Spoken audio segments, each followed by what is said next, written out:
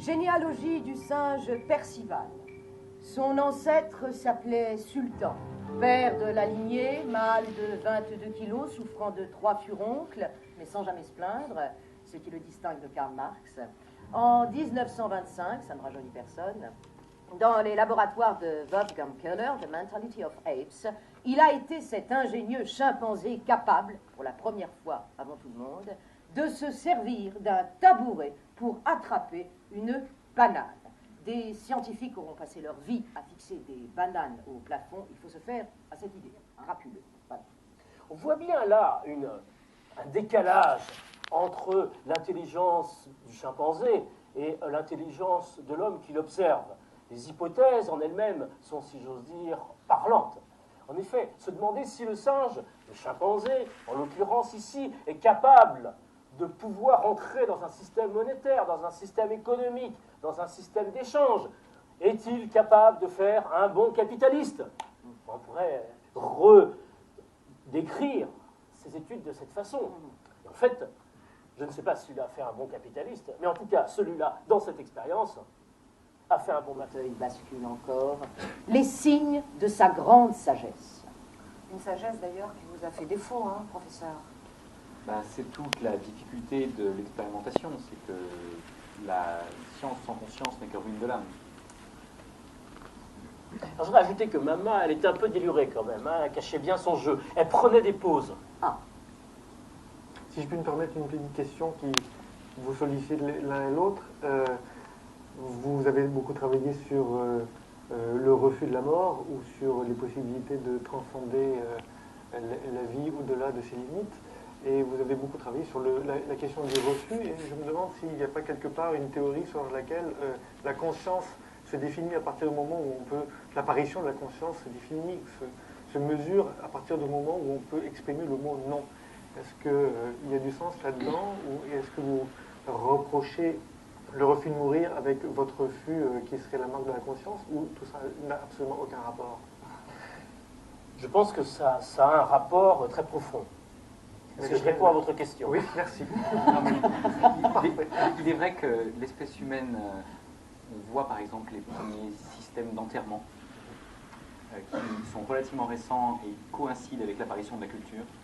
Et à partir de là, on a essayé probablement d'imaginer une vie après la mort, qui est quelque part une façon de refuser cette mort. Et depuis ce moment-là, on connaît des charlatans qui vous vendent l'immortalité. Régulièrement, ils appartiennent à des religions et il en existe des scientifiques.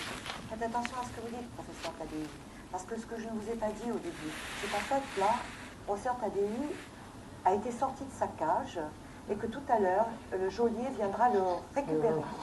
Puisque, en fait, nous avons à voir avec lui pas mal d'éléments à charge. Dans sa responsabilité, par exemple, avec le professeur Carenti, à un moment donné de l'histoire, où ils ont fait des manipulations génétiques, des transferts d'organes, pour, soi-disant, amener l'espèce humaine à l'immortalité. D'ailleurs, on pourra le vérifier, ils sont finalement bien mortels tous. Mais Carenti faisait partie de ces charlatans qui est mort.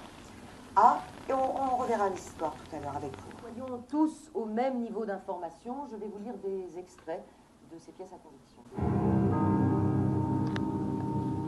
Mourir est sans doute le plus grand souci des hommes, et en finir avec la mort, l'un des objectifs les plus ambitieux de la science moderne.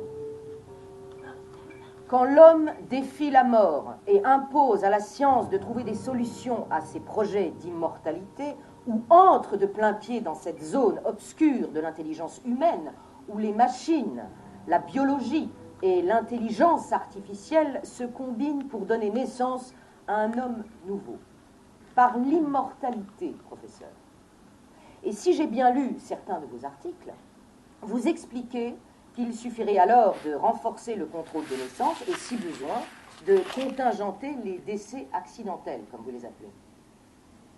Ce qui est sûr, c'est que dans l'histoire humaine, la volonté de vivre a souvent emporté les gens très loin, car ils ne pouvaient supporter la mort de leurs proches, et donc ils ont tout fait pour que les enfants ne meurent pas.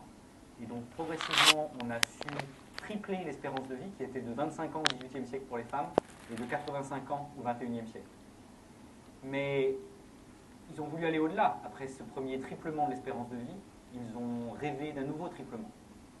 Et effectivement, ce nouveau triplement ne pouvait se faire sans un épuisement des ressources, à moins de contingenter les naissances, ce qui s'est fait dans certaines contrées. Si je puis me permettre, vous parlez de contingenter les naissances. Est-ce que vous n'auriez pas dû aussi contingenter le nombre de publications scientifiques qui a augmenté de façon exponentielle au cours des siècles?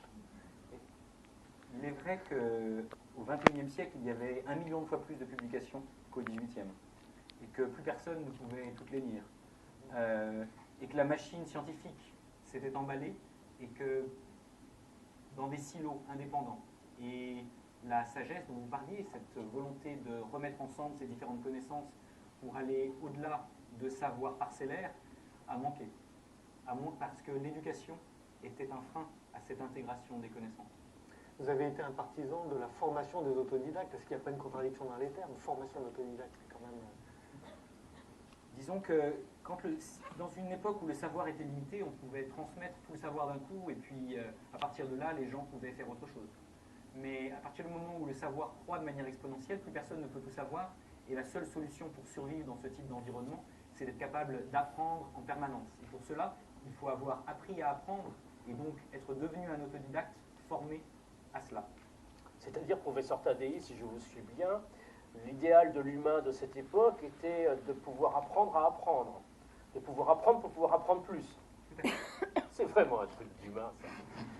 Est-ce qu'il n'aurait pas fallu aussi apprendre à apprendre à apprendre?